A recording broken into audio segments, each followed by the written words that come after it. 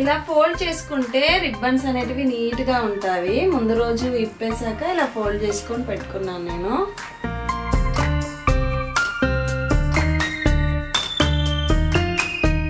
ఇలా రిబ్బన్ ని ఈవెన్ గా మనం ఇలా 2 సైడ్స్ ఇలా చేసేసుకోవాలి. 2 పార్టిషన్స్ చూడండి, ఈవెన్ గా ఉండాలి, ఈక్వల్ గా ఉండాలి. ఇలా ఇప్పుడు ఈ రిబ్బన్ ఇలా తీసుకొని మనకి ఇక్కడ 3 పార్టిషన్స్ ఉంటాయి కదా హెయిర్ జడ వేసినప్పుడు, ఇలా 2 పార్టిషన్స్ కి రిబ్బన్ అయితే యాడ్ చేసుకొని ఒక పార్టిషన్ అలాగే ఉంచుకోవాలి.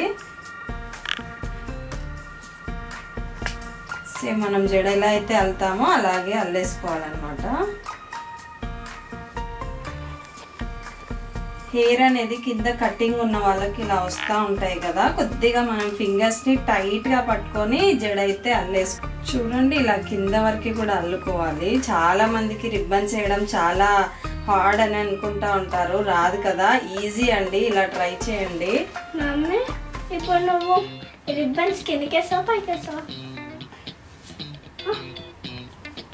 ఎలా వేయాలి? ఎలా అయినా ఓకే. సో లాస్ట్ లో ఇలా నాట్ అయితే వేసుకోవాలి. చూడండి 3 ఉంటాయి కదా, ఇలా జడ పై నుంచి తీసుకొని ఇలా నాట్ వేసుకోవాలి. మీకు వీడియోలో చూస్తే అర్థమవుతుంది.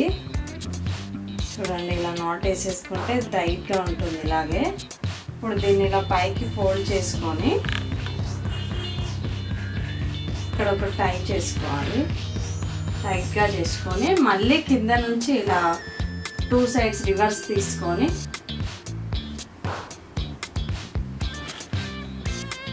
ఇలా చూసారు కదా. ఇప్పుడు దీన్ని కుర్చీలు అయితే వేసేసుకోవాలి. ఖచ్చితంగా రిబ్బన్స్ కొంచెం పెద్దవే తీసుకోవాలండి. 1.5 మీటర్ 1.5 మీటర్ 3 మీటర్స్ కలిపి తీసుకొని మనం కట్ చేసుకోవాలి. చూడండి ఇలా పెద్దగా ఉండాలి, కుర్చీలు నీట్గా వస్తాయి. సో ఫస్ట్ ఇలా చూడండి, ఇందులో ఇలా తీసుకోవాలి. మంచి ఫ్లవర్ లాగా అయితే వస్తాయి అన్నమాట.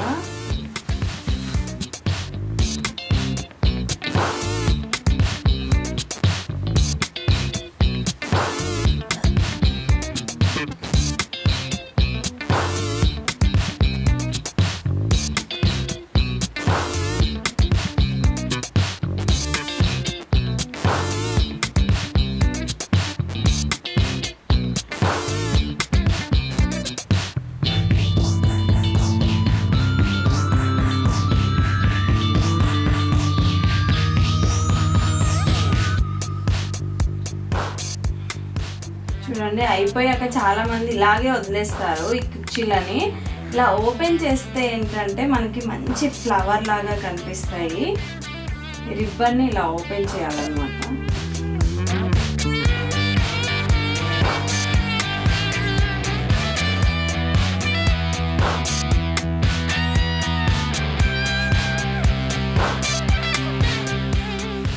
చాలా మంది పిల్లలకి రిబ్బన్స్ వేయడము టైం సరిపోదని చాలా మంది వేయకుండా పంపిస్తారు.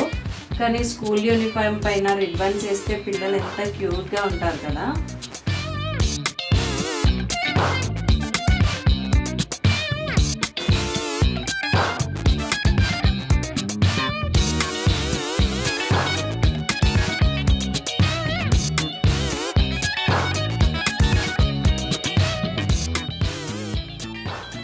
మీ స్కూల్లో ఏమంటారు రియా? రోజు నువ్వు ఇలా నీట్గా జడలు వేసుకొని పోతావు కదా, అందరు వేసుకొస్తారా రియా?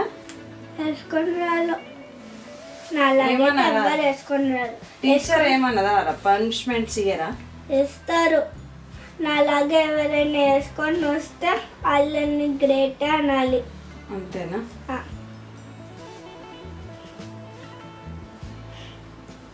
అందరు జుట్టు హెయిర్ పెద్దగా ఉంటుందా చిన్న ఉంటుందా మీ ఫ్రెండ్స్ది? ఆల్మోస్ట్ చిన్నగానే ఉంటుంది. పెద్దగా ఉన్నా కూడా రిబ్బన్స్ అయితే వేసుకున్నారు.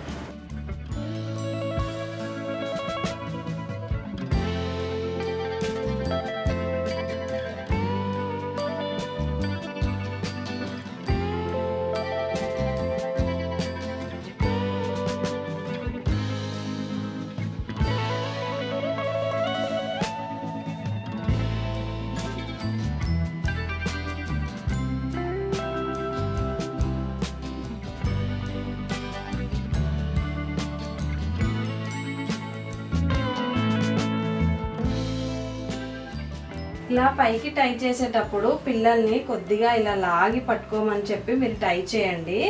ఎందుకంటే టైట్గా వస్తుంది, లేదంటే లూజ్ అయిపోతుంది మనం టై చేసేటప్పుడు.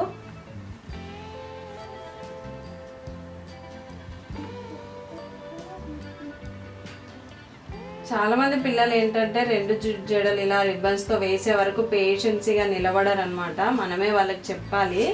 ఇలా వేస్తే ఏంటంటే నీట్గా మంచి స్కూల్ నీట్నెస్ అయితే మంచిగా ఉంటుంది.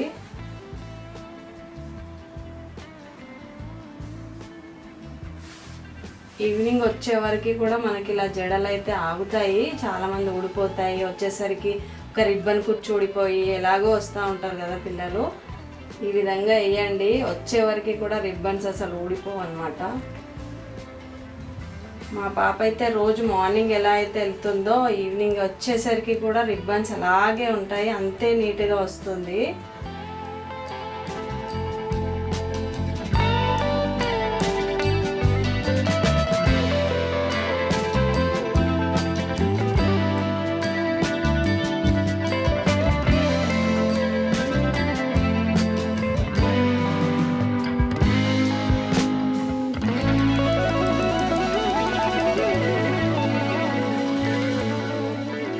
ఇలా అయిపోయాక కూడా మనకి ఇంకా సేఫ్గా ఇలా చిన్న హెయిర్ ఇలా వస్తూ ఉంటుంది కదా, ఇది ఈవినింగ్ వరకు ఉండాలి మనకనంటే ఇలా రబ్బర్ బ్యాండ్స్ బ్లాక్ ఉంటాయి కదా, లేదంటే డిస్కో రబ్బర్ బ్యాండ్స్ ఉంటాయి కదా, వాటిని మనం ఇక్కడి వరకు ఇలా తీసుకొని ఈ జడకైతే ఇలా టైట్గా పెట్టేసేయాలి.